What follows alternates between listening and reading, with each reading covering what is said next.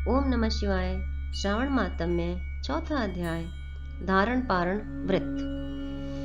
भगवान शंकर ने ब्रह्मापुत्र से कहा, हे ऋषिवर, अब मैं तुम्हें धारण पारण व्रत के बारे में बताऊंगा। पूर्व प्रतिपदा तिथि को पुण्याह वाचन करने के बाद मेरा व्रत धारण करना चाहिए। एक दिन धारण और दूसरे दिन उसका पारण करना चाहिए। धारण में उपवास तथा पारण में भोजन विहित है। मास की समाप्ति पर उद्यापन करना चाहिए। श्रावण मास की समाप्ति पर कीर्तन पुण्याह वचन कराकर आचार्य तथा दूसरे ब्राह्मणों का वरण करना चाहिए। शंकर पार्वती की सोने की प्रतिमा को घट के ऊपर स्थापित करना चाहिए। रात्रि में भक्ति पूर्वक शिव महापुराण का श्रवण कीर्तन आदि करके रात्रि जागरण करना चाहिए। प्रातःकाल हवन करना चाहिए। त्र्यंबकम यजामहे मंत्र से तिल और चावलों की आहुति देनी चाहिए। वामदेवाय विद्महे महादेवाय धीमहि तन्नो रुद्र प्रचोदयात् मंत्र से घृत और चावल की आहुति देनी चाहिए।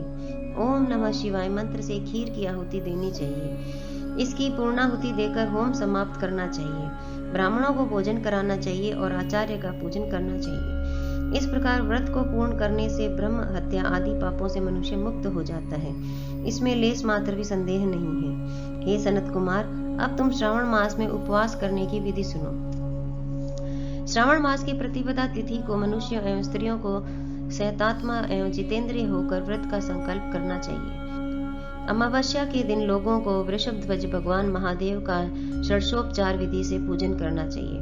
ब्राह्मणों को वस्त्र अलंकार देकर उनका पूजन करना चाहिए। उन्हें भोजन कराकर दक्षिणा देकर हाथ जोड़कर विदा करना चाहिए। इसी तरह मास उपवास का व्रत मुझे प्रतिदायक है।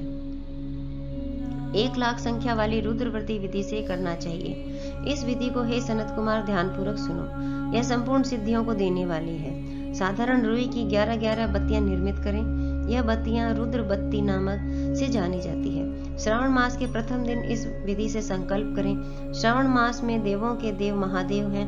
मैं भक्ति पूर्वक गौरीश की 1,00,000 बत्तियों से आरती करूंगा। यह संकल्प कर प्रतिदिन 1,000 बत्तियों द्वारा पूजन करना चाहिए। व्रत की समाप्ति पर 71,000 बत्तियों से आरती करना चाहिए तथा प्रतिदिन 3,000 बत्तियों से आरती कर अंतिम दिन 13,000 बत्तियों से आरती करना चाहिए या एक ही दिन में 1,00,000 बत्तियों से आरती करनी चाहिए। यह बत्तियां मुझे सबसे अधिक प्रिय है। इनको शुद्ध घी से ही प्रज्वलित करना चाहिए। इनके बाद सदाशिव का पूजन करके कथा सुननी चाहिए। सनत कुमार भगवान रुद्र से बोले, हे महादेव, मुझे आप अब यह बताने का कष्ट करें कि इस व्रत का प्रभाव क्या है, इस व्रत को किसने किया और इस व्रत के उद्यापन की विधि क्या है। ये सब बातें मुझसे विस्तार पूर्वक कहिए। भगवान शिव ब्रह्मापुत्र सनत कुमार से बोले, तुमने जो मुझे पूछा है उसको मैं तुम्हें बताता हूँ, ध्यान पूर्वक सुनो। यह व्रत सब व्रतों में श्रेष्ठ और महान पुण्य प्रदान करने वाला है तथा संपूर्ण उपद्रव्यों को नाश करने वाला है। यह व्रत पुत्र पौत्र तथा सौभाग्य को प्रदान करने वाला माना जाता है। सत्य तो यह है कि तीनों लोकों में रुद्रव्रती जैसा कोई दूसरा व्रत नहीं है। इसके संबंध में भी मैं तुम्हें एक कथा सुनाता हूँ, सुनो। क्षिप्रा नदी के किनारे उज्जैनी नाम की एक सुंदर नगरी है। उस नगर में सुगंधा नाम की एक अत्यंत सुंदर वैश्या रहती थी। उस वैश्या ने कई युवा पुरुषों तथा ब्राह्मणों के धर्म भ्रष्ट किए। बार बार बहुत से राजाओं तथा राजकुमारों को बिगाड़ा। इस प्रकार उसने अनेकों व्यक्तियों को बुरी तरह से लूटा और लूटने के बाद धक्के देकर घर से बाहर निकाल दिया। अब वे सम्मानित नागरिक शर्म के मारे किसी को अपना मुंह तक नहीं दिखा सकते थे। उस सुगंधा वैश्या ने शरीर से निकली सुगंधी 1 कोश तक फैलती रहती थी। पृथ्वी पर उसके रूप लावण्य की ख्याति दूर दूर तक फैल गई। वह गायन विद्या में 6 राग तथा 36 रागनियों में निपुण थी। नृत्यों में वह रंभा आदि देवांगनाओं को भी पीछे छोड़ चुकी थी। एक बार वह वैश्या क्षिप्रा नदी के तट पर गई। वहां उसने सब और ऋषियों को देखा। कुछ ब्राह्मण स्नान कर रहे थे तो कुछ भगवान शिव या भगवान विष्णु की अर्चना कर रहे थे। उसने वहां ऋषि वशिष्ठ को बैठे देखा। उनके दर्शन मात्र के प्रभाव से वह वैश्या की बुद्धि परिवर्तित हो गई। उसका मन वैश्या के जीवन तथा विषयों से हट गया। वह वैश्या महर्षि वशिष्ठ के चरणों में गिरकर अपने पाप कर्मों के नाश का उपाय पूछने लगी। सुगंधा वैश्या ने कहा, प्रभु, मैंने आज तक बहुत पाप किए हैं। आप मुझे उन पापों से छुटकारा दिलाने का कोई उपाय बताइए। महर्षि वशिष्ठ उस वैश्या की बात सुनकर बोले, तुम मेरी बात ध्यानपूर्वक सुनो। तेरे पापों का नाश जिस पुण्य के करने से होगा वह सब उपाय तुम्हें मैं बताता हूँ। तू वाराणसी में जाकर रुद्रव्रती नामक व्रत को कर। यह व्रत महान पुण्य देने वाला तथा शिव शंकर की भक्ति में मन को लगाने वाला है। इस व्रत के करने से तुम्हारी सद्गति हो सकती है।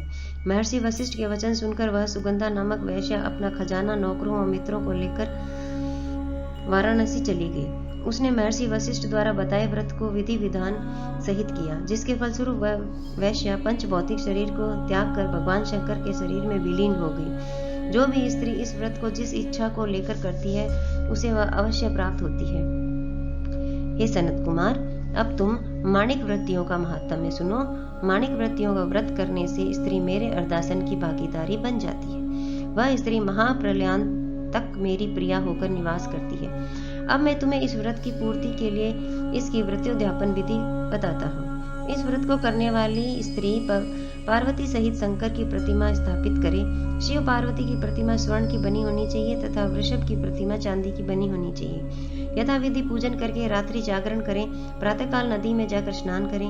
भक्ति पूर्वक आचार्य का वरण करें तथा 11 ब्राह्मणों के द्वारा घी, पायस और बेल पत्रों से हवन कराना चाहिए अथवा रुद्र सूक्त, रुद्र गायत्री या मूल मंत्र द्वारा हवन कराना चाहिए। पूर्णाहुति कर आचार्य आदि की पूजा करके 11 ब्राह्मणों को जोड़े सहित भोजन कराना चाहिए। इस प्रकार जो भी स्त्री व्रत पूरा करती है और संपूर्ण पापों से मुक्त हो जाती है। स्थापित सामग्री घट, शिव पार्वती की प्रतिमा आदि आचार्य को समर्पित करनी चाहिए। इस व्रत को करने वाली स्त्री एवं उसके पति को 1000 अश्वमेध यज्ञ के फल की प्राप्ति होती है। इस प्रकार श्रवण महात्म्य का 4था अध्याय पूर्ण हुआ।